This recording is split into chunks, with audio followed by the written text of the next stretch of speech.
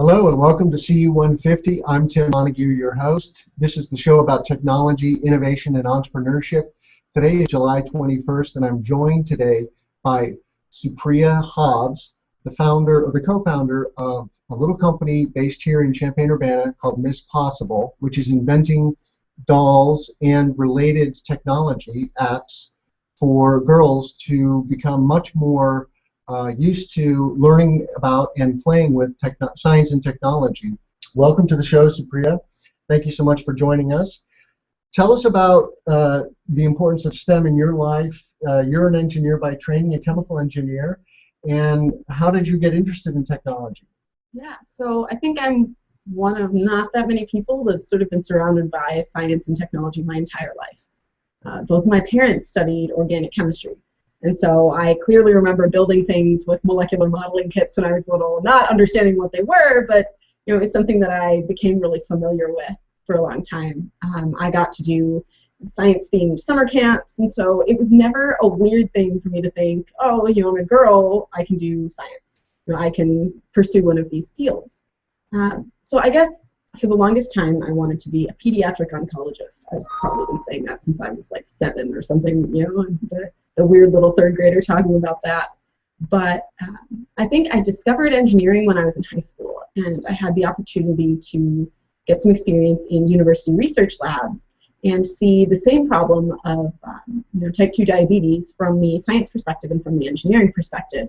And I just was enchanted by the idea of deliberately designing a solution to this problem versus sort of searching for a solution. So that's where I got introduced to engineering, I think, for the first time, and that's what made me to decide to study engineering in college. So fast forward, you came to the University of Illinois as a chemical engineering major, and now you just recently graduated. Congratulations. Thank you. Somewhere along the way, you met some other people interested in entrepreneurship and decided to start a company. How did that happen? And let's just lay it out. What is going on with Miss Possible? Yeah, so I hadn't thought at all about being an entrepreneur until I ended up hired as a resident advisor in Innovation LLC, which is a community within university housing for students that are interested in entrepreneurship and innovation. And that was my first glimpse into the world of entrepreneurship and the first time that I realized that students could do stuff like this. So that's also where I happened to meet my co-founder, Janet Eves. She is 1 year younger than me and was also interested in helping girls in STEM fields. We got involved doing outreach activities with science and engineering in local classrooms, and we realized we had this shared passion. So when it came time to enter the COZED New Venture competition, and we knew which problem we were trying to solve. We were trying to help more girls see science and engineering as an option. And kind of brainstorming around that from an entrepreneurship perspective, from a business perspective, we came up with an idea that eventually became Miss Possible. Now, you've been interested in science and technology from an early age, and obviously you were exposed to that by your parents. When did you become aware that women are a minority?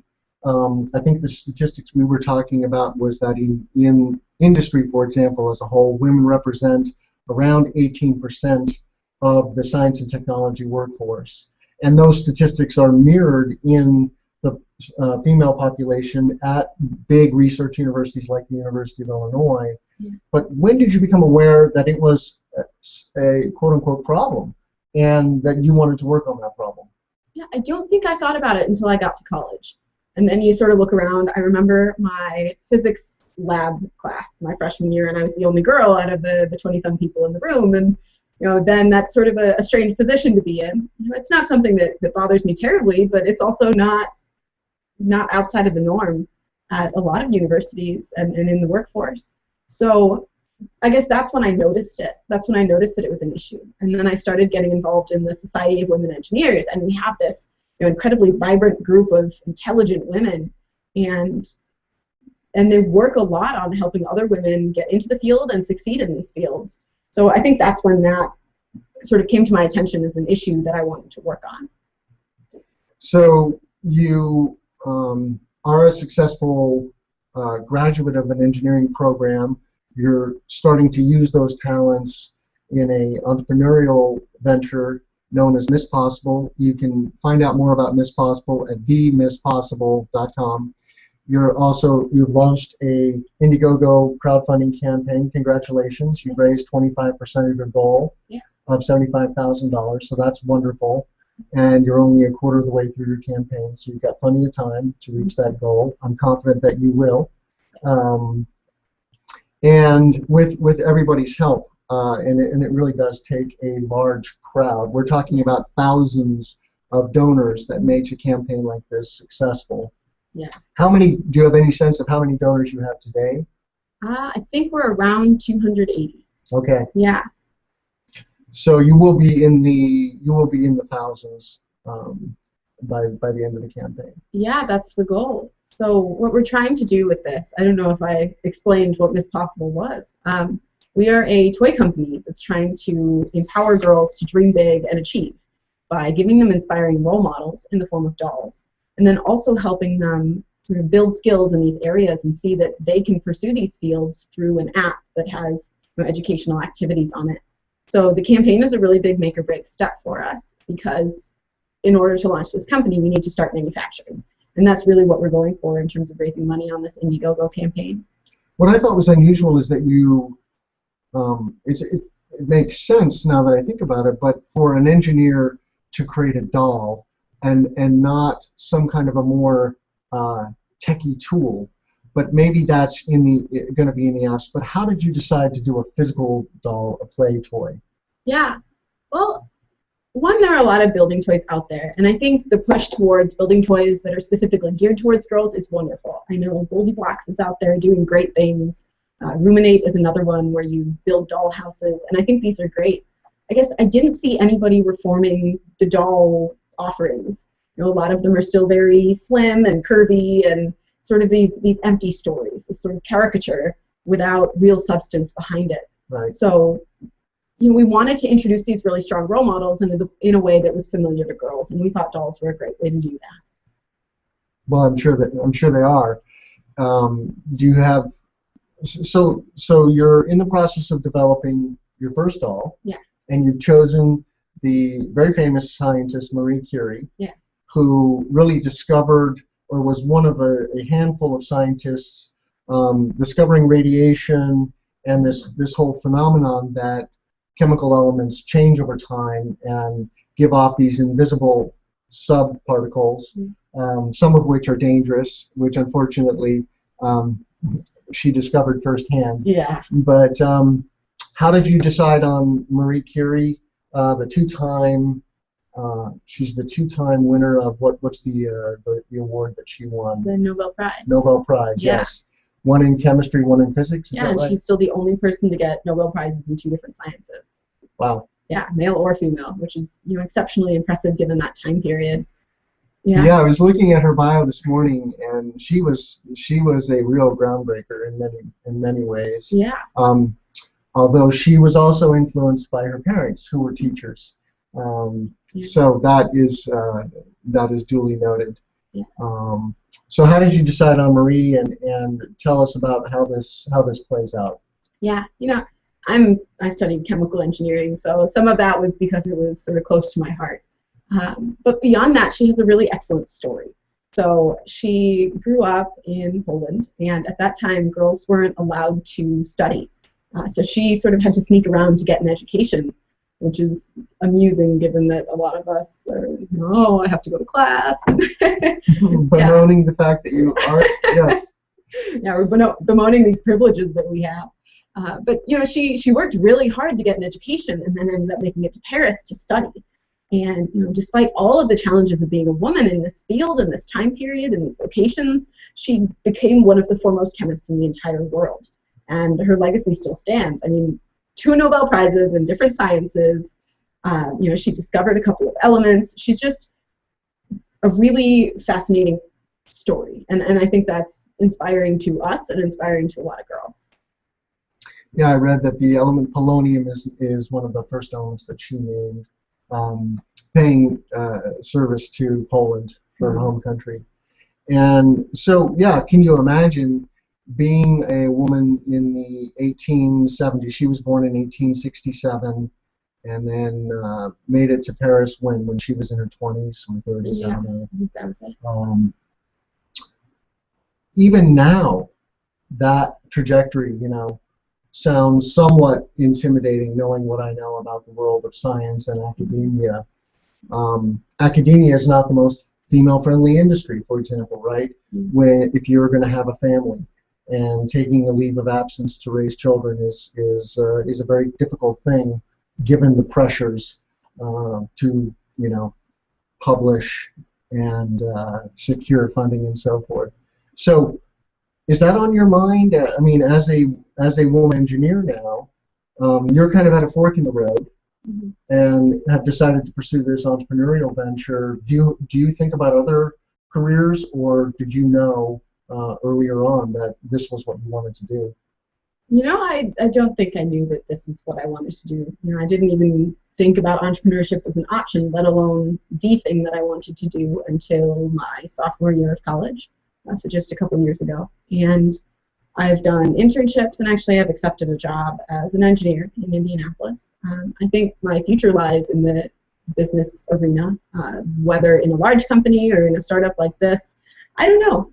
I guess I'm interested in doing something that has an impact on the world, and I think there are a number of ways I can try to do that. So you're going to be on a kind of a dual track then. You're going to be a career woman. Yeah. And you're going into the pharmaceutical industry? Yes. What is the company that you're going to work for? Eli Lilly. Okay. Yeah. A very well-known pharma company in Indiana. Congratulations. That's very exciting. Yeah. And you've got this team of students and your co-founder here in Champaign, Urbana, and you're developing a minimum viable product. How soon will the first doll get built and be accessible to the public? So assuming we reach our goal on Indiegogo, we're planning to ship the first dolls in January 2015. So girls can start the new year with an excellent role model, and we'll go from there. If there is continued interest, as I hope there will be, then we'll continue to manufacture and grow. And if I'm the 5-year-old recipient of a Miss Possible doll, what will be different about my experience than, say, a Barbie doll or a Raggedy Ann, or other traditional dolls? Yeah, I think one really important piece is that these are real women. I think that lends a lot of strength to their stories. From a very, tangible standpoint, Marie is not shaped like a Barbie doll. She's shaped like a 10-year-old girl, more or less. The body is not the focus. We want the focus to be on her story, on her brain, on her as a character, and not on what she looks like necessarily. So she's a child? Yes. The doll is a child? Yes. That's great. Yeah. And how did you decide that? Because you could have easily gone to the adult, right? That's the Marie Curie we know with the white lab coat kind of a thing. Yeah. But so part of it is because you want these dolls to be aesthetically, you want them to look cute. And I think there's something inherently cute about kids. But even beyond that, we think showing her as a younger woman or as a 10-year-old girl makes her a lot more relatable. So, imagine you're the 5-year-old that receives a doll of an adult Marie Curie. It's easy to look at that and say, I can never be that. Look, she's a grown-up. She's done all of these amazing things. But what we're really trying to underline is you can achieve really impressive things too. Marie was a little girl. She was in your shoes at one point, and she went on to do these. So why can't you?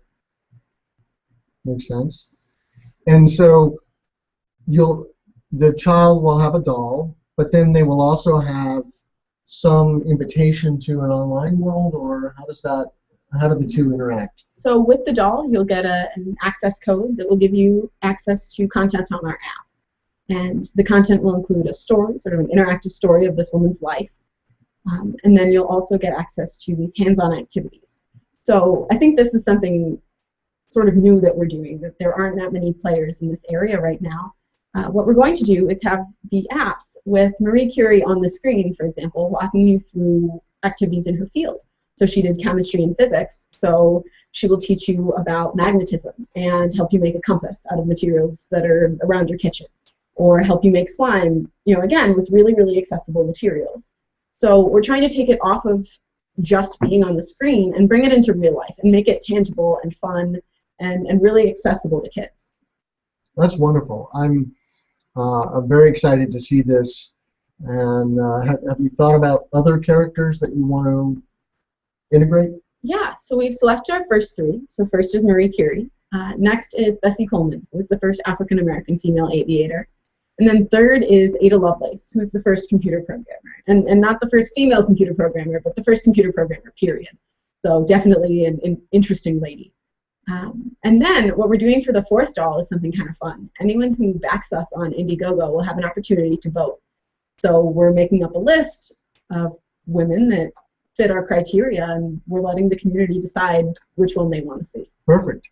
Crowdfunding, crowdsourcing. Yeah, go hand in hand. So get in the game on Indiegogo. You can find them online at beamispossible.com. Let's talk about the future.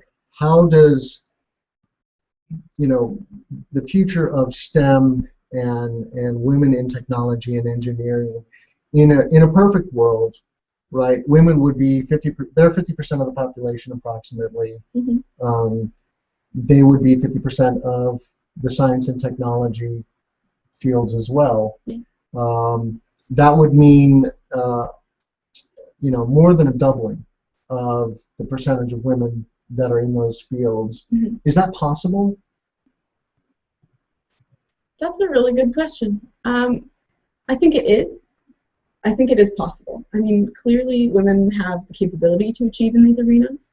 If you look at the studies, girls are actually getting admitted into engineering programs at a higher rate than males. And I think part of this is that on average, girls perform better in high school than boys do.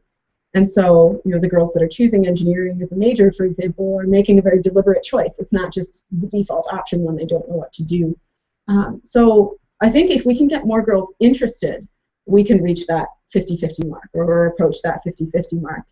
And I think a lot of organizations and universities and companies are implementing these programs. And again, it's about targeting people early because we need more people to opt into it.